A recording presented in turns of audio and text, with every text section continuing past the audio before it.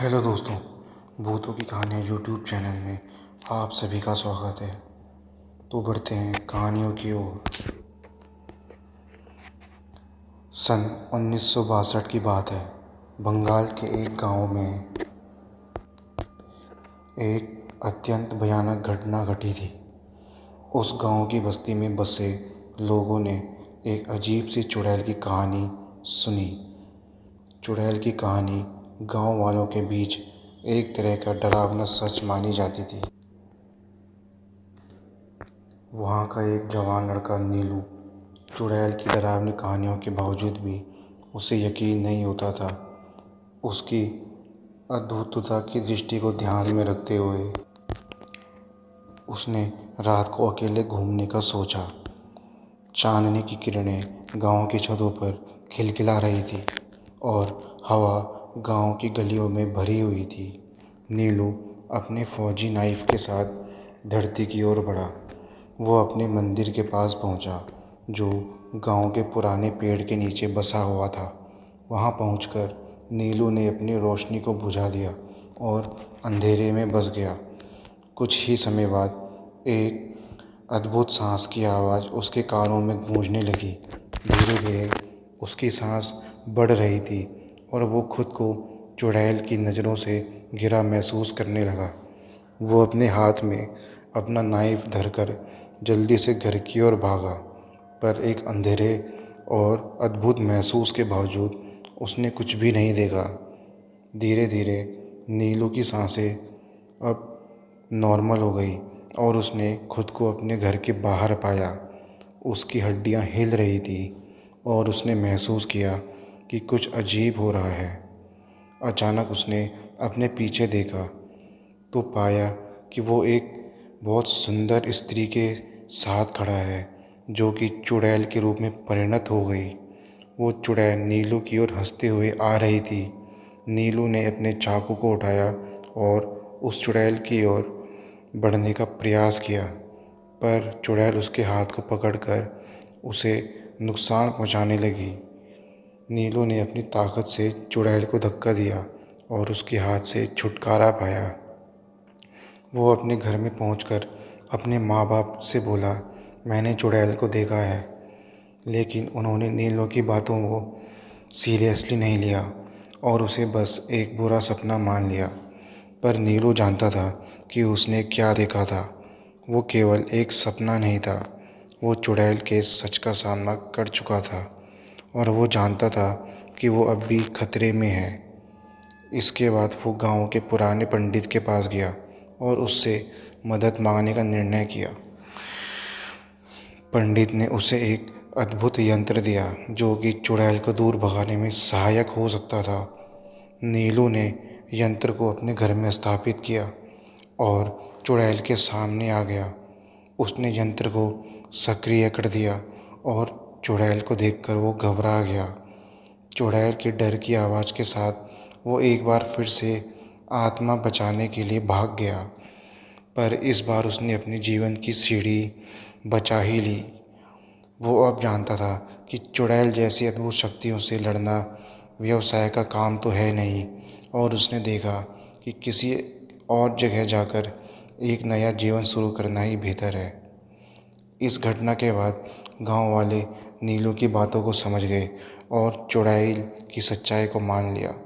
उन्होंने अपने गांव को चुड़ैल के साथ जूझने का निर्णय किया और उन्होंने अपने गांव को एक सुरक्षित और स्वस्थ मकान बनाया। इस तरह गांव वालों ने चुड़ैल के साथ लड़ने का साहस दिखाया और अपने गांव को खतरे से मुक्त करने में सफल रहे। चुड़ैल की रात उनके लिए एक सबक सिखाने वाली घटना बन गई। वर्ष 1873 के दशक का एक गांव, जो कि हिमाचल प्रदेश में स्थित था। उस गांव में एक चुड़ैल की कहानी सदियों से गाई जाती रही है। इस कहानी के प्रमुख पात्र हैं रजनी और उसकी परिवार की दासी, जो इस अद्भुत चुड़ैल के साथ आम जीवन जी रही थी।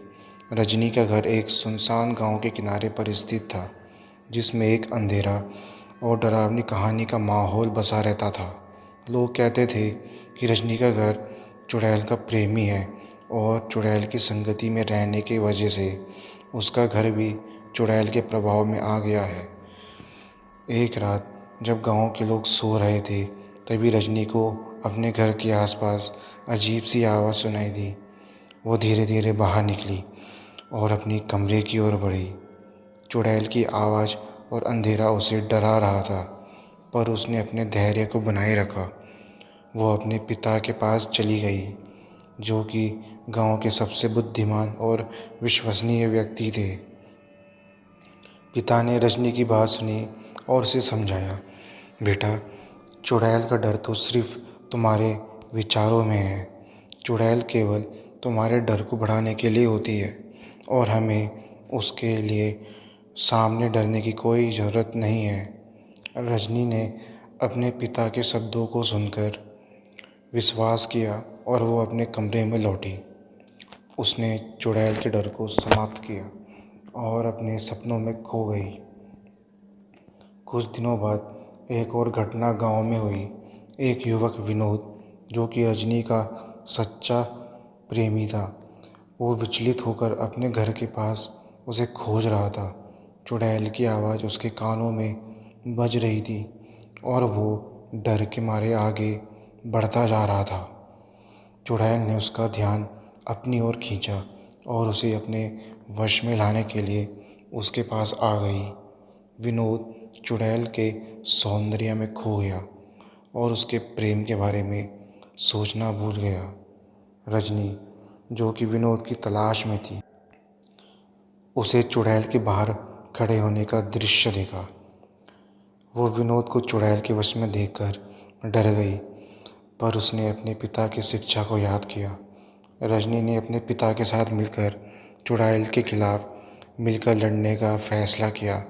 उन्होंने एक साथ चुड़ैल के सामने खड़े होकर उसे पराजित किया और विनोद को उसके वश से मुक्त किया।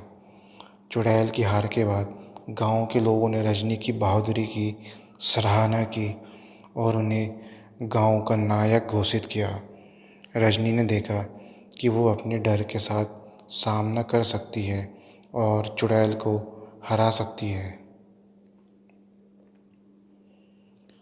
उत्तर प्रदेश के एक छोटे से गांव में एक दुर्घटना घटी। गांव की ज़मींदार के बंगले में रहने वाले लोगों का कहना था कि उनके पड़ोस में एक बड़ी भविष्यवाणी वाली चुड़ैल का आत्मा बसती है। एक रात गांव के बड़े भविष्यवाणी माता जी का अदृश्य हाथ बंगले के दरवाजे पर आकर दस्तक देता है। डरपोक रहे वाले लोग उसके गेट तक पहुंचते हैं, पर कोई भी दरवाज़ा नहीं खोलता है। अगले दिन सुबह जब लोग उनके घर पहुंचते हैं तो वे देखते हैं कि माता जी की मूर्ति के सामने एक काले रंग की सफ़ेद साड़ी बिछी हुई है। माता जी के समाधान के बावजूद गांव वालों के बीच डर फैल जाता है। एक रात एक युवा लड़का विक्रम माता जी के मंदिर के पास से गुजर रहा होता है। अचानक उसे चुड़ैल के डरावने संकेत महसूस होते हैं। वो धीरे धीरे मंदिर के पास से गुजरता है, पर एक अलौकिक शक्ति का उसे संवेदन महसूस होता है। विक्रम ने मंदिर के अंदर देखा, जहाँ वो एक चुड़ैल की मूर्ति के सामने खड़ा हुआ है। उसकी हालत घबराई हुई लग रही थी और वो इस घबराई हुई हालत से जल्दी से घर की ओर बढ़ता है, पर उसे ख्याल आता है कि उसने एक चुड़ैल की मूर्ति की आंखों में एक चमक देखी। विक्रम की आत्मा में आग लग जाती है। उसे चुड़ैल के रहस्यमय खोज में उत्साह आता है। उसने अपने मित्र और शिक्षक रमेश से इस बारे में बात की। रमेश, जो एक प्राचीन वेद में विशेषज्ञ थे, ने विक्रम को ये बताया कि उस चुड़ैल का आत्मा अनगिनत सालों से उस मंदिर में प्रतिष्ठित है। विक्रम और रमेश मिलकर चुड़ैल के रहस्य को हल करने का निश्चय करते हैं। वे अपनी अद्भुत यात्रा का आयोजन करते हैं, जो उन्हें गाँव के पास के जंगलों तक ले जाती है।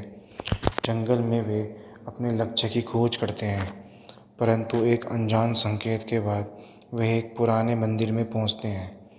वहाँ वे एक पुराने पुस्तक में चुड़ैल के बारे में जानकारी हासिल करते हैं, जिसमें उसकी प्राचीन कहानी और उसके रहस्य का वर्णन होता है। विक्रम और राकेश को उस चुड़ैल का रहस्य हल करने का निर्देश मिलता है और वे उसे बनाम चुड़ैल के रूप में खोजने के लिए अपनी यात्रा जारी रखते हैं। जंगल की गहराई में उन्हें चुड़ैल की खोज के लिए कई चुनौतियों का सामना करना पड़ता है, पर वे अपने निरंतर उत्साह और इच्छा के साथ आगे बढ़ते हैं। अंत में वे एक गुफा में पहुंचते हैं, जहां उन्हें चुड़ैल का आत्मा मिलता है।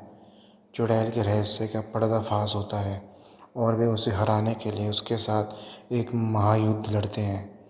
विक्रम और रमेश के संघर्ष के बाद चुड़ैल की आत्मा हार जाती है और गांव में शांति लौट आती है। वे सभी घर लौटते हैं और लोगों को अपनी अनुभूतियों के बारे में बताते हैं, जिससे वे उस चुड़ैल के संकेत को समझ पाते हैं और उससे निपटने के लिए तैयार हो जाते हैं। तो दोस्तों, मिलते हैं आपको अगली वीडियो में। धन्यवाद।